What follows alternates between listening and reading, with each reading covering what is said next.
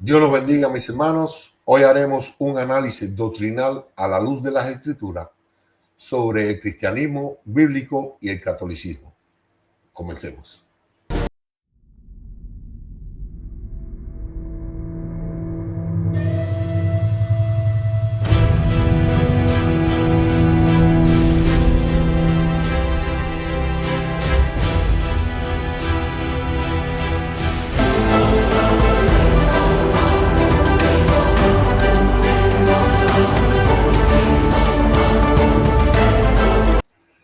Gracias, mis hermanos, una vez más por estar ahí. Bienvenido a mi canal Harrington Levy 07. Déjanos tu comentario, tu like o suscríbete a nuestro canal para que estos estudios puedan llegar a más personas. Ok, mis hermanos, hoy haremos un estudio bíblico a la luz de las Escrituras sobre el cristianismo y el catolicismo. Porque durante siglos, millones de personas han asumido que el cristianismo bíblico y el catolicismo enseña exactamente lo mismo. Pero cuando abrimos la Biblia y examinamos su doctrina cuidadosamente, descubrimos que existen diferencias profundas muy importantes para el conocimiento de la verdad bíblica. Hoy no vamos a discutir opiniones ni tradiciones humanas. Hoy vamos a hacer algo más simple. Comparar cada enseñanza con lo que la palabra de Dios dice. Porque al final del día, la pregunta más importante no es qué dice una iglesia, ni qué dice una tradición. La pregunta más importante es qué dice Dios en su palabra. Acompáñame en este análisis doctrinal entre el cristianismo bíblico y el catolicismo y examinemos juntos si estas enseñanzas realmente están en la Biblia. Porque si una doctrina no puede sostenerse con la Biblia, no importa cuántos siglos tenga, no viene de Dios. La verdad no se define por tradición, por historia o por millones de seguidores. La verdad se decide por lo que dice la palabra de Dios. Hoy no vamos a comparar ninguna religión. Vamos a comparar enseñanzas con la Biblia. No importa cuántos siglos tenga una doctrina. Si contradice la Biblia, esa doctrina no es verdad. Entre la tradición de los hombres y la palabra de Dios, solo una puede tener la verdad absoluta. Dicho esto, vamos a comenzar con los títulos del Papa, el líder religioso de la Iglesia Católica, y compararlo con lo que enseña la verdad bíblica. Número 1. Santo Padre. Título usado para el Papa. En el catolicismo, el Papa se llama Santo Padre. Pero en la Biblia, ese título aparece solo para Dios, no para ningún ser humano, solo para Dios. Juan 17:11 dice, Jesús oró diciendo, Padre Santo, a lo que me has dado, guárdalos en tu nombre. La Biblia aquí enseña que en las Escrituras, Padre Santo es un título dirigido únicamente a Dios, no a un líder religioso. Número 2. Le pusieron el título de vicario de Cristo, que esto significa representante de Cristo en la tierra. La Iglesia Católica enseña que el Papa actúa como vicario de Cristo. Pero la Biblia dice que el Espíritu Santo es quien representa a Cristo. Juan 14, 16 al 17. Dice así, Jesús dijo que enviaría otro consolador, al Espíritu Santo. En Juan 16, 13, el Espíritu de verdad os guiará a toda verdad. La Biblia enseña en el Nuevo Testamento que el Espíritu Santo es quien guía a la iglesia, no un hombre con autoridad suprema. Número 3. Sumo Pontífice. Este título significa máximo sacerdote o máximo puente entre Dios y los hombres. Pero la Biblia enseña que solo Jesucristo es el único sumo sacerdote. Hebreos 4:14. Teniendo un gran sumo sacerdote, Jesucristo, el Hijo de Dios. Hebreos 7:25. Puede salvar permanentemente a los que por él se acercan a Dios. Es decir, para podernos acercar a Dios es solamente por el sumo sacerdote, el Hijo de Dios, Jesucristo. Las Escrituras enseñan que Cristo es el único sumo sacerdote eterno, no el Papa. Número 4. Cabeza de la Iglesia. El Papa es considerado líder supremo visible de la Iglesia. Pero la Biblia afirma que Cristo es la cabeza de la Iglesia. Colosenses 1:18. Él es cabeza del cuerpo, que es la Iglesia. Efesios 1:22. Le dio por cabeza sobre todas las cosas a la Iglesia. La Biblia enseña que la autoridad suprema en la Iglesia no es un hombre, sino Cristo. Número 5. Su santidad. Este título se usa para dirigirse al Papa. La Biblia, la santidad perfecta, pertenece solo a Dios. Apocalipsis 15:4. Solo tú eres santo, refiriéndose a Dios. ¿Qué enseña en la Biblia? La santidad absoluta es un atributo divino y le pertenece solamente a Dios, no a ningún hombre. Número 6. Mediador entre Dios y los hombres. Este título se usa para interceder delante de Dios por los hombres. La Iglesia Católica cree que el Papa es el que puede interceder por la humanidad delante de Dios. ¿Qué dice la Biblia sobre el mediador entre Dios y los hombres? Primera de Timoteo 2:5. Porque hay un solo Dios y un solo mediador entre Dios y los hombres. Jesucristo, hombre. No la Virgen María, ni la Guadalupe, ni San Lázaro, ni la Virgen de la Caridad, ni el Papa, ni ninguno de los más de 10,000 santos en los que cree la Iglesia Católica. Solo Jesucristo es mediador entre Dios y los hombres. La Escritura dice, un solo mediador, no varios, uno solo, Cristo. La Escritura también dice que ese mediador es Jesucristo, no ningún otro hombre. No menciona papa, sacerdote, santos ni otra figura humana que pueda ser mediador. El papel de mediador significa interceder y reconciliar al hombre con Dios, algo que según la Biblia solo Cristo puede hacer. Solo Cristo puede hacer. No hay ningún hombre que haya vivido en la historia de la humanidad capacitado para poder interceder entre Dios y los hombres, sino solo Dios tomando la naturaleza de hombre para poder interceder por nosotros delante de Dios. ¿Por qué Cristo es el único mediador? Porque Él murió por los pecados de la humanidad. Primera de Pedro 3:18 dice, Cristo padeció una sola vez por los pecados, el justo por los injustos, para llevarnos a Dios.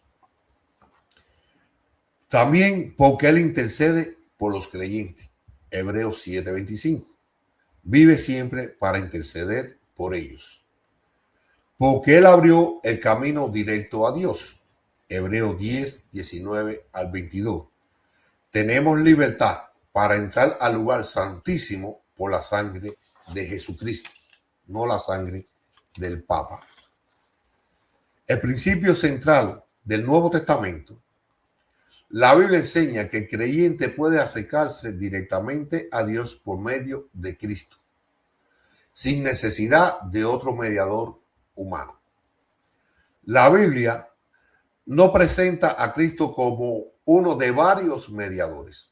lo presenta como el único puente entre Dios y la humanidad. Cuando abrimos el Nuevo Testamento, encontramos apóstoles, pastores y ancianos, pero no encontramos un papa gobernando toda la iglesia. No existe. Si el papado fuera una doctrina fundamental del cristianismo histórico, esperaríamos verlo claramente en la Biblia, pero el Nuevo Testamento guarda silencio porque no existe. En conclusión, cuando examinamos los títulos dados al Papa y lo comparamos con la Biblia, encontramos algo sorprendente. Todos estos títulos en las Escrituras pertenecen únicamente a Dios y a Cristo. ¿Cómo llama la Biblia a un hombre que se atribuye lo que solo le pertenece a Dios? Número 1. Le llama blasfemo. Cuando un hombre se atribuye honra, autoridad o atributos que pertenecen solo a Dios, la Biblia lo llama blasfemia. Marcos 2:7. ¿Por qué habla así? Blasfemias dice: ¿quién puede perdonar pecado sino solo Dios? En la confesión del catolicismo, el cura perdona pecado. Solo que ese perdón no es válido delante de Dios, porque solo Dios perdona pecado. El pecado que tú cometes no es en contra de otra persona, sino que es en contra de Dios. ¿Y quién es el hombre que puede perdonar un pecado cometido en contra de Dios? Ninguno puede, porque todos somos pecadores. Solo Dios perdona pecado. Atribuirse funciones o títulos divinos es considerado blasfemia. Número 2. La Biblia también lo llama hombre que se exalta sobre Dios. La Biblia advierte sobre líderes religiosos que se exaltan a sí mismos en lugar de exaltar a Dios. Segunda Tesalonicenses 2:3-4. El hombre de pecado, el cual se opone y se levanta contra todo lo que se llama Dios, tanto que se sienta en el templo de Dios como Dios, haciéndose pasar por Dios. Un hombre que toma honores que pertenecen a Dios se está exaltando sobre Dios. Número 3. La Biblia también lo llama falsos maestros. La Escritura también advierte sobre líderes religiosos que introducen enseñanzas incorrectas. Segunda de Pedro 2:1 dice así: habrá entre vosotros falsos maestros que introducirán encubiertamente herejías destructoras. Los católicos rinden culto a las imágenes y dicen que ellos no adoran imágenes, que solo la veneran y la honran. Pueden decir lo que quieran para justificar el culto a ídolos. La palabra de Dios lo acusa de idólatras y Dios aborrece la idolatría. 4. Le llaman anticristo. El término anticristo describe a quienes toman el lugar de Cristo o enseñan en oposición a él. Primera de Juan 2:18 dice: han surgido muchos anticristos. La palabra anticristo también puede significar el que se pone en lugar de Cristo. El Papa se ha puesto el título de vicario de Cristo, tomando el lugar de Cristo. La Biblia nos advierte que comparemos la doctrina que nos enseña con la palabra. Esa es nuestra responsabilidad. Hechos 17:11 dice así: y estos eran más nobles que lo que estaba en Tesalónica, pues recibieron la palabra con toda solicitud, escudriñando cada día las escrituras para ver si estas cosas eran así, para ver si lo que estaban oyendo era bíblico. Aquí tenemos una advertencia de la palabra de Dios sobre qué es lo que sucede cuando una persona oye una doctrina, no la estudia con la palabra de Dios y cree en esa doctrina. Oseas 4:6. Mi pueblo fue destruido porque le faltó conocimiento. Por cuanto desechaste el conocimiento, yo te echaré del sacerdocio. Y porque olvidaste la ley de tu Dios, también yo me olvidaré de tus hijos. Mis hermanos, es una responsabilidad nuestra comparar lo que estamos oyendo con lo que dice la palabra de verdad. Dios no condena a su pueblo por falta de religión, sino por rechazar el conocimiento verdadero de su palabra y aceptar la doctrina de los hombres y de las tradiciones. Miren, mis hermanos, veamos algunos videos del líder religioso de la Iglesia Católica a quienes millones de personas siguen ciegamente. Escuchen esto, mis hermanos. La mención de las mujeres, ninguna de las aludidas en la genealogía tiene la jerarquía de las grandes mujeres del Antiguo Testamento, nos permite un acercamiento especial. Son ellas, en la genealogía, las que anuncian que por las venas de Jesús corre sangre pagana, que por las venas de Jesús corre sangre pagana. Les voy a contar una confidencia. I'm going to tell you something private. Yo en el bolsillo In my pocket, llevo siempre dos cosas. I always carry two things. Un rosario, Rosary,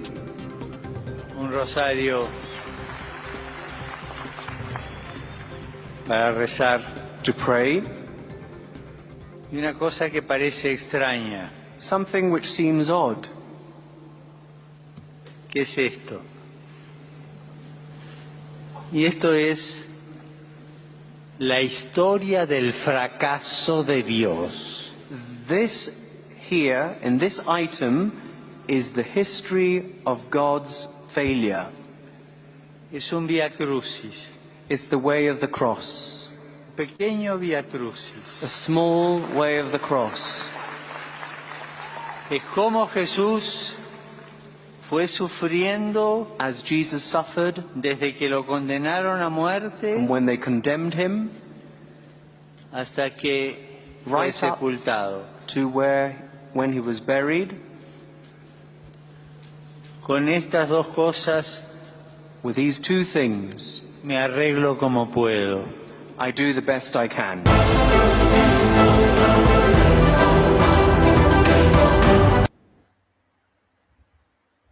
Ok, mis hermanos. Aquí oímos al líder de la Iglesia Católica, primero que todo, decir que Cristo, su sangre es pagana. Si la sangre de Cristo fuera una sangre pagana, no nos pudiera limpiar de pecado. No hubiéramos tenido redención por la sangre de Cristo. Después él dice que Dios fracasó. Si Dios hubiese fracasado en su obra redentora para el perdón de pecado y la vida eterna de su creación, entonces, ¿qué hacemos estudiando la Biblia?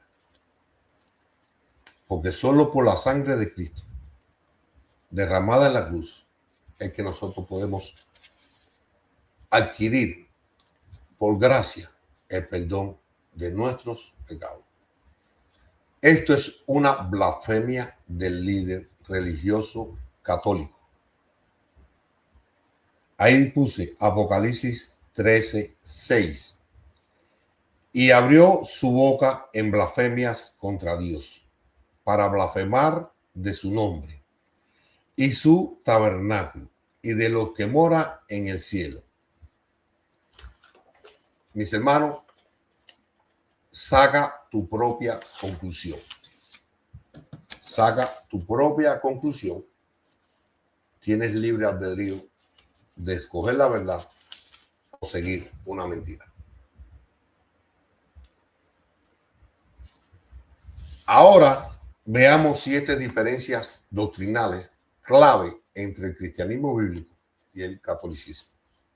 Número 1. La autoridad bíblica, Biblia versus tradición. Cristianismo bíblico. La autoridad, la Biblia es la autoridad única y final. Solo escritura. Segunda de Timoteo 3:16 al 17 dice: toda la escritura es inspirada por Dios, del Génesis a Apocalipsis, toda. El catolicismo. La autoridad se basa en Biblia, tradición, magisterios de la iglesia, venta de indulgencia para perdón de pecados. Sobre la salvación, cristianismo bíblico. La salvación es por gracia mediante la fe, no por obras. Efesios 2:8 al 9. Porque por gracia soy salvo, por medio de la fe, no por obras. El catolicismo. La salvación incluye fe, sacramentos, obras como parte del proceso de salvación. Mediador entre Dios y los hombres. Cristianismo bíblico. Solo Cristo es mediador. Nadie más está capacitado para interceder por nosotros delante de Dios. Primera de Timoteo 2:5. Porque hay un solo Dios, un solo mediador entre Dios y los hombres, Jesucristo, hombre. El catolicismo enseña la intercesión de María y de los santos. La Biblia llama esto idolatría. 4. Perdón de pecados. Cristianismo bíblico. El creyente confiesa directamente a Dios su pecado. Primera de Juan 1:9. Si confesamos nuestros pecados, Él es fiel y justo para perdonar nuestros pecados y limpiarnos de toda maldad. El catolicismo. El perdón se administra mediante la confesión al sacerdote. Es decir, tú te confiesas con el sacerdote te perdona los pecados y ya eres limpio de pecado. Entre comillas. Número 5. Sacrificio de Cristo. El cristianismo bíblico. El sacrificio de Cristo fue una vez y para siempre. Un sacrificio perfecto. Nada más que hacer. Hebreos 10:10 al 12 dice: en esta voluntad somos santificados mediante la ofrenda del cuerpo de Jesucristo, hecha una vez y para siempre. Y ciertamente, todo sacerdote está día tras día ministrando y ofreciendo muchas veces los mismos sacrificios que nunca pueden quitar los pecados. Esto está hablando de los sacerdotes del Antiguo Testamento. Pero Cristo, habiendo ofrecido una vez para siempre un solo sacrificio por los pecados, se ha sentado a la diestra de Dios. Escuchen lo que dice: se ha sentado a la diestra de Dios. Miren, mis hermanos, en el Antiguo Testamento los sacerdotes no podían sentarse. ¿Por qué? Porque había que hacer sacrificio tras sacrificio todos los días. Y al otro día continuar haciendo los mismos sacrificios para tapar los pecados, no para quitarlos, para tapar los pecados y aplacar la ira de Dios sobre el pecador. Por eso es que no se podían sentar. No había silla en el templo. Cuando dice que Cristo hizo el sacrificio, fue y se sentó a la diestra del Padre. ¿Por qué se sentó? Porque consumado es. La deuda está paga. No hay nada más que hacer. No hay que hacer obras. No hay que confesarse con un cura. Nada más que hacer. Cristo concluyó todo perfectamente. Cuando la Biblia dice que Cristo se sentó a la diestra de Dios, significa que fue exaltado al lugar más alto de autoridad. terminó completamente la obra de salvación. Reina como Señor y mediador. El catolicismo en la misa es entendida como la actualización del sacrificio de Cristo. La enseñanza de la Iglesia Católica dice que la misa es la actualización o representación del sacrificio de Cristo. Esto significa que, según su teología, el sacrificio de Jesucristo en la cruz se hace presente sacramentalmente en cada misa. Más claramente, Jesús es sacrificado cada vez que hay una misa. El pan y el vino, según la doctrina, se convierten en el cuerpo y la sangre de Cristo literalmente. Esta doctrina es llamada transustanciación y es antibíblica. Bíblicamente, la cena del Señor es un recordatorio y nada más del sacrificio ya completado una vez y para siempre por nuestro Señor Jesús. Es un recordatorio. Número 6. En la oración. Los cristianos bíblicos, solo la oración es dirigida a Dios. Solo a Dios. Mateo 6:9. Vosotros pues oráis así: Padre nuestro que estás en los cielos, santificado sea tu nombre. En el catolicismo se practican oraciones a María y a los santos. Eso es considerado también una idolatría. Número 7. Imágenes religiosas. En el cristianismo bíblico se advierte en contra de hacer imágenes para veneración, culto, adoración o inclinarse delante de ella. Está prohibido. Éxodo 24 al 5 dice: no darás imágenes ni ninguna semejanza de lo que está arriba en el cielo, ni abajo en la tierra, ni en las aguas debajo de la tierra. No te inclinarás a ella, ni las honrarás, porque yo soy Jehová tu Dios, fuerte, celoso, que visito la maldad de los padres sobre los hijos hasta la tercera y cuarta generación de los que me aborrecen. Es decir, que la idolatría aborrece a Dios. La Iglesia Católica usa imágenes de Jesús Cristo, de María y de más de 10,000 santos reconocidos por la Iglesia Católica, no por Dios. Por ejemplo, aquí vemos imágenes en las que creen la Iglesia Católica.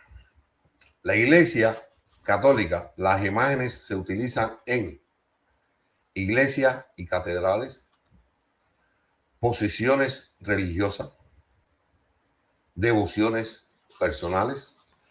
La teología católica enseña que no se adora a imágenes, sino que la imagen representa a la persona y sirve como ayuda para la devoción.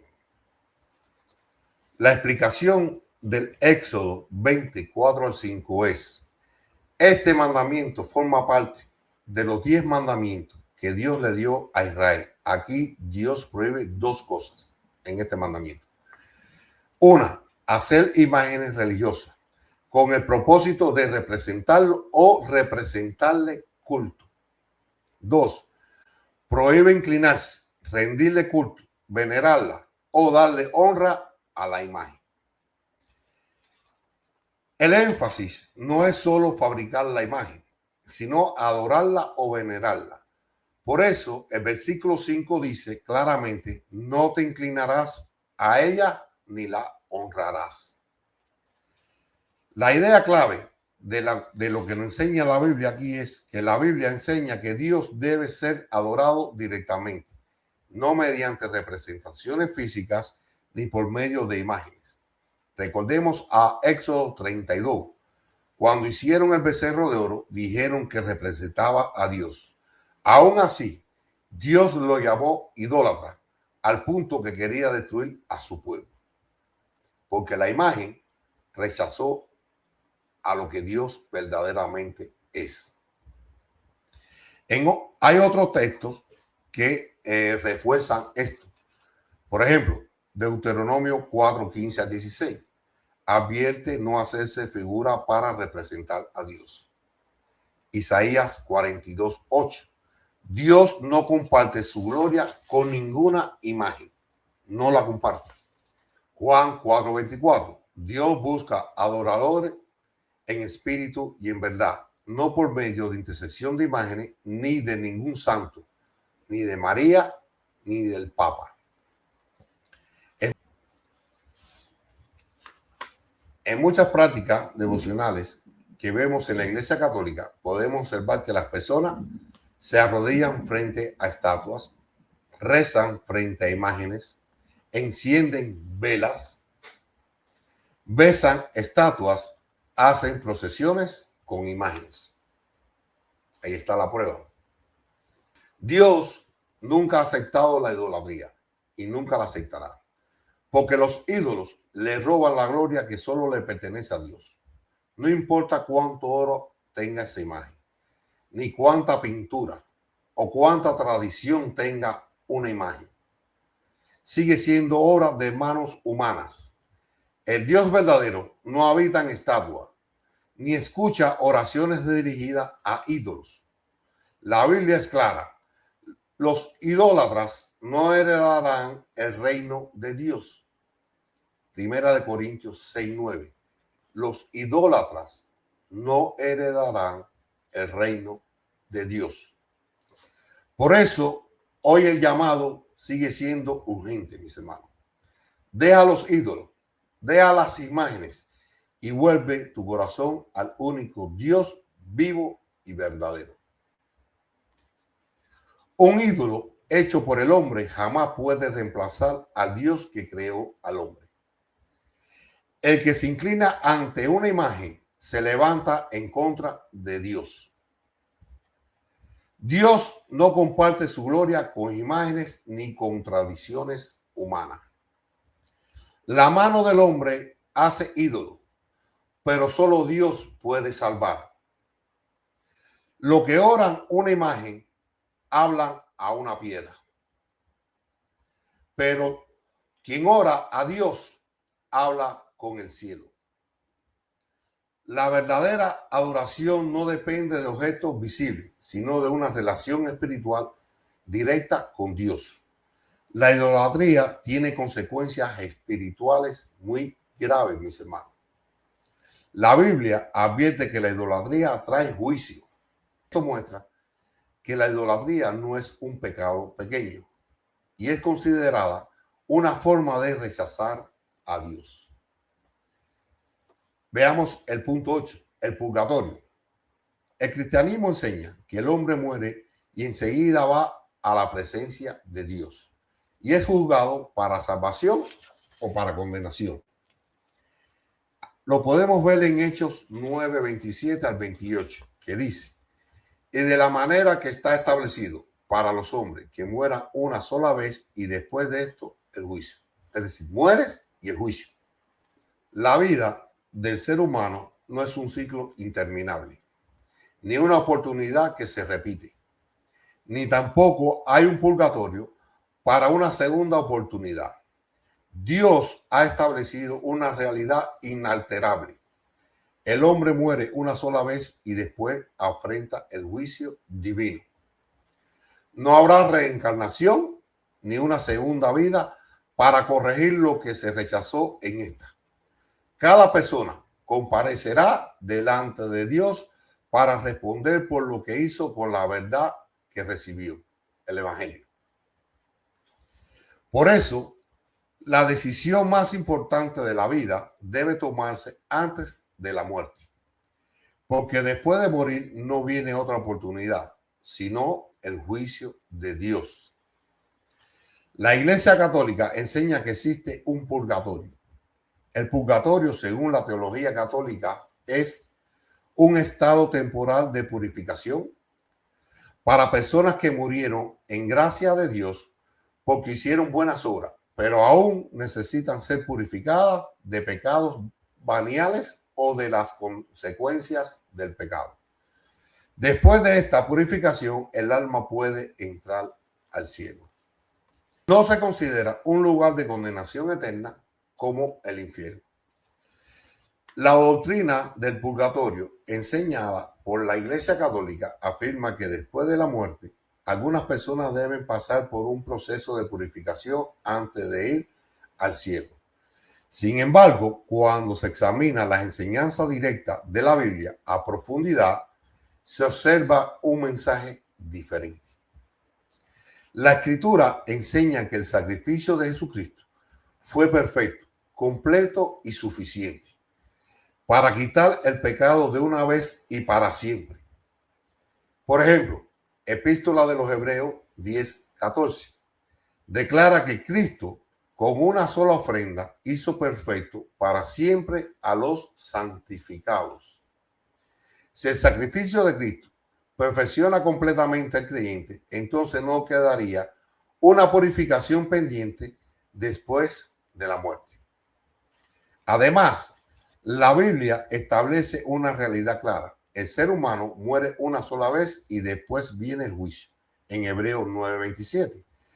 No se menciona un estado intermedio de purificación, donde los pecados sean pagados o limpiados después de morir. Por lo tanto, la enseñanza central del Nuevo Testamento es que la salvación y la purificación del pecado ocurre por las obras completas de Cristo y se recibe por fe en esta vida. Es decir, estando vivo. La esperanza del creyente no descansa en un proceso de purificación después de la muerte, sino en la obra perfecta de Cristo consumada en la cruz. En resumen, la Biblia representa una salvación completa en Cristo, ahora, en vida, mientras que la doctrina del purgatorio introduce una purificación posterior que no aparece en la enseñanza de las Escrituras. La confianza del creyente, según la Biblia, debe estar únicamente en la obra suficiente de Cristo, solo en lo que Cristo hizo. La salvación y el perdón de nuestro pecado se recibe ahora mientras estás vivo, por la fe en Cristo Jesús. Después de la muerte, la verdad bíblica es muy clara. No hay una segunda oportunidad de ser salvo. Si en vida rechazas a Jesús y su palabra, cuando mueras, Dios va a complacer tu decisión, estar separado de Él. Una pregunta. ¿Por qué si la doctrina católica contradice la verdad bíblica, aún así las personas siguen creyendo en ella? Muchas personas que pertenecen a la Iglesia Católica conocen algunos textos bíblicos, pero aún así continúan dentro del catolicismo por varias razones históricas, culturales, psicológicas y tradición. No siempre es simplemente por querer rechazar la verdad. Muchas veces es más complejo que esto, mis hermanos. La mayoría es por tradición familiar, cultural o por falta de un conocimiento bíblico profundo. Para millones de personas, el catolicismo no es solo una religión, es parte de su identidad familiar y cultural. Mis abuelos, mis padres fueron católicos. Yo sigo la tradición familiar. Niños fueron bautizados, crecieron con misa, fiestas religiosas y devociones. Cambiar de religión puede sentirse como traicionar a la familia o a la cultura. Puede ser así, mis hermanos. Pero Jesús mismo habló de lo difícil que puede ser romper con las tradiciones religiosas y con las tradiciones. En Mateo 7:8. Dice, dejando el mandamiento de Dios, os aferréis a la tradición de los hombres. El problema principal no es una denominación específica, sino la tendencia humana a querer una religión que no confronte el pecado. La Biblia llama a todos los creyentes a examinarse, porque todos somos pecadores. Todos hemos caído en pecado. Segunda de Corintios 13:5 dice: examinaos a vosotros mismos si estáis en la fe. El verdadero cristianismo no justifica el pecado, lo confronta, pero también ofrece redención por medio de Cristo. Una religión que no confronta el pecado puede tranquilizar la conciencia por un tiempo, pero jamás podrá salvar el alma y la llevará a la condenación eterna, al infierno. Ok, mis hermanos, después de comparar la doctrina católica con la Biblia, la realidad es clara. La verdad no depende de tradiciones, de concilios o autoridades humanas, sino de la palabra de Dios. El cristianismo bíblico proclama que Cristo es suficiente, que su sacrificio es perfecto y que Él es el único mediador entre Dios y los hombres. Cuando se añade mediadores, imágenes, tradiciones elevadas al nivel de doctrina o sistemas religiosos que van más allá de lo que enseñaron los apóstoles de Cristo, el evangelio puro queda oscurecido. Al final, cada persona tendrá que decidir si seguirá la voz de la tradición humana o la voz de las escrituras. Porque en el día del juicio, la autoridad final no será una iglesia ni un sistema religioso, sino la verdad eterna de la palabra de Dios. La Biblia nos llama a adorar solamente a Dios y a guardar nuestro corazón de los ídolos. Dios no desea que lo busquemos a través de imágenes o representaciones humanas, sino que nos acerquemos directamente a Él por medio de Jesucristo.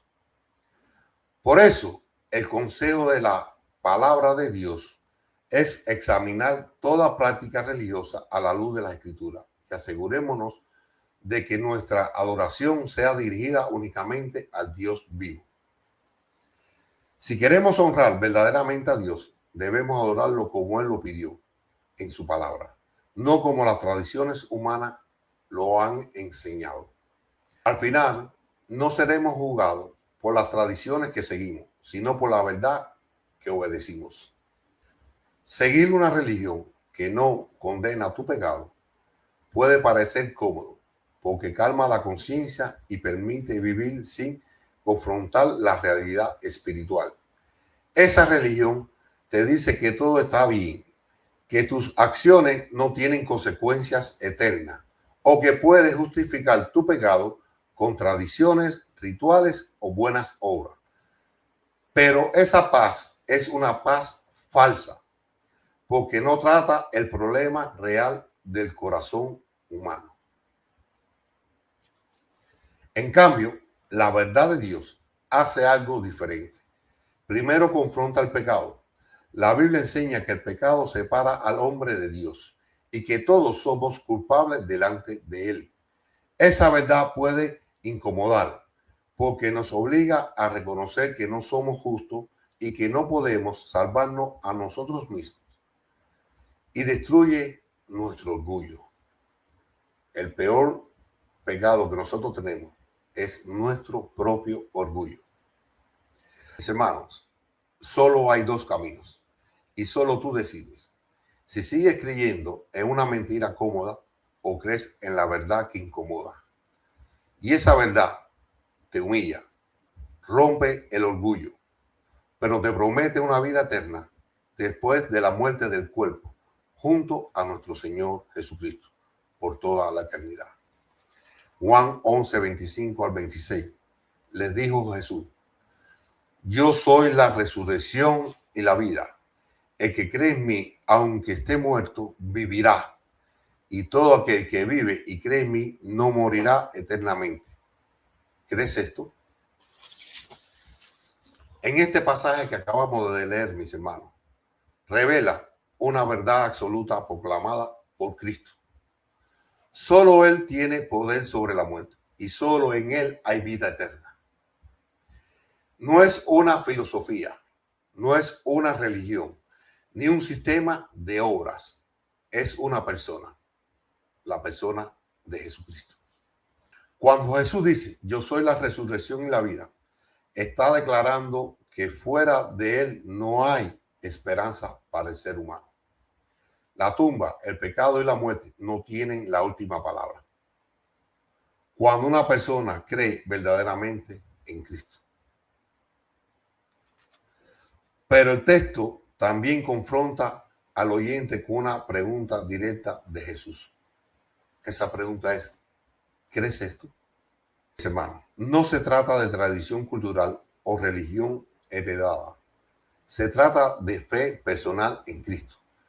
Porque la Biblia enseña que todo ser humano morirá físicamente. Esa es la ley de la vida. Y después enfrentarán el juicio de Dios. Y no hay excusa. Por eso, la enseñanza de este pasaje es clara. El que cree en Cristo tiene vida eterna, pero el que rechaza a Cristo permanece bajo la condenación de la muerte espiritual. Para concluir este estudio, mis hermanos, Jesús no dijo que Él muestra el camino a la vida. Él dijo que Él es la vida. Por lo tanto, el que tiene a Cristo tiene vida eterna. Y el que no tiene a Cristo, aunque esté vivo físicamente, está espiritualmente muerto. Este pasaje enseña que la vida eterna no está en una religión, ni en obras, ni en rituales, sino únicamente en creer en Jesucristo y su obra redentora en la cruz para el perdón de pecados. Solo Cristo tiene autoridad sobre la muerte y todo aquel que deposita su fe en Él recibe vida eterna que jamás termina. Te hago una pregunta. ¿Tú crees esto? Dios lo bendiga, mis hermanos. Que la paz del Señor esté con ustedes. Espero haber podido dar un poquito de luz a los que de verdad aman la palabra de Dios. Dios lo bendiga. Nos vemos en el próximo video.